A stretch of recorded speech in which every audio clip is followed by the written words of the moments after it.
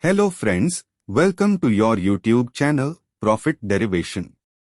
Today we are going to discuss India's inclusion in Global Bond Index and its implications. So, let's start today's session.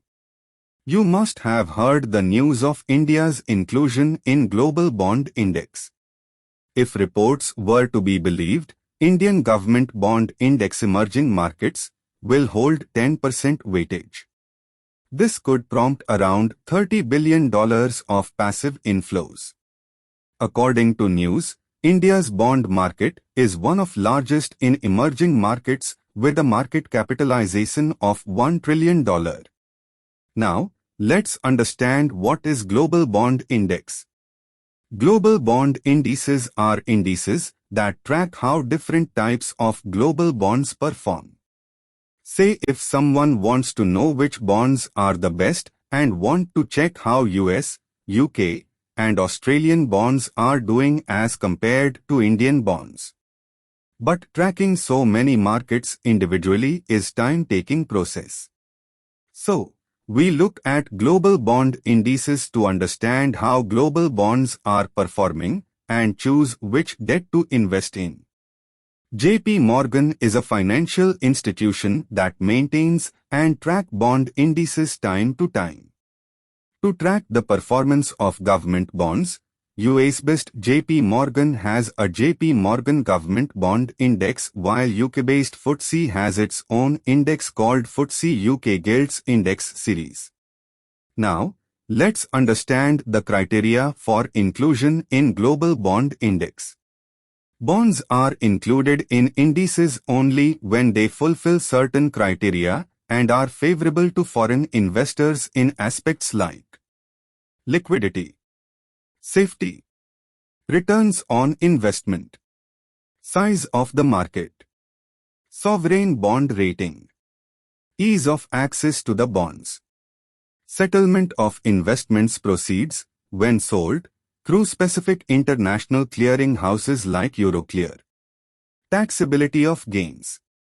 Now, the question arises why India has not been included so far. The Indian sovereign bonds tick all criteria like liquidity, safety and returns. But the problem comes in when you consider settlement and taxability. The settlement process for foreign investors is cumbersome, and that may discourage the investors. Indian government is not willing to exempt foreign investors from capital gain tax, as doing so would be discriminatory against domestic investors. But the good news is if any government bond satisfies other criteria mentioned earlier or has strong investor influence in favor of inclusion of the bond, the index provider can make such changes. JP Morgan is conducting surveys among investors on whether they should include India in its GBIM index, and as per a Morgan Stanley survey, almost 60% of investors are in favor of Indian bond inclusion. Now, let's understand why this inclusion is such a big news and how is it going to benefit India.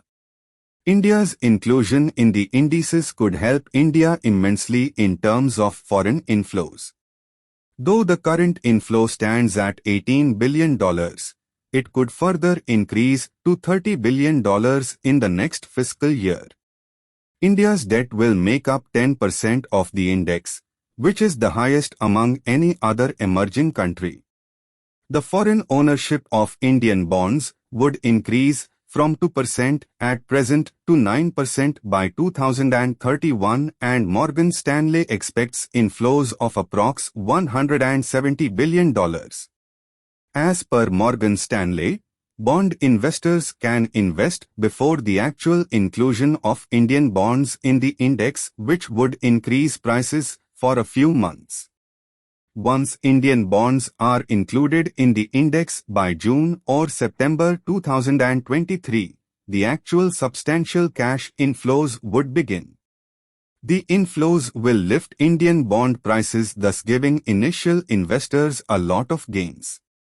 In conclusion, we can say that if India is included in Global Bond Index, it will be very much beneficial for Indian economy. Hope you found this video useful. Thanks for watching this video. See you in next video. Till then, have a great time.